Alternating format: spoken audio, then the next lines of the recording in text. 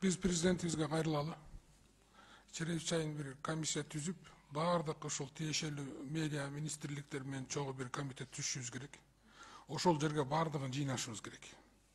Токтомдорду, чечимдерди, анан конкретный план мероприятия 2 жыл болобу, 3 жыл болобу, 4 жыл болобу. Эгер буну президент өзүнүн көзөмөлүнө албаса, бул дагы эле ушул бойдон кала берет.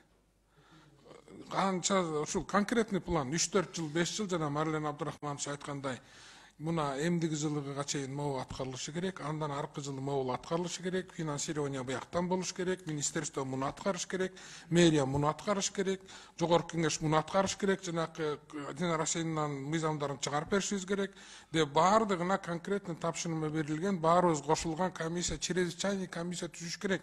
Урматтуу туугандар, өлүп атабыз, өлүп бала чакабыз менен шаарда. Бул только Бишкек эмес, Ошто да ушундай. Мен барып келдим Ошко, Оштун астына кирип кеткен уже смог. Ошон үчүн ушул эки чоң шаарга, Бишкек, Ош, конкретно иш пландар менен баардыгы өзүнүн ордун аткарышыбыз керек.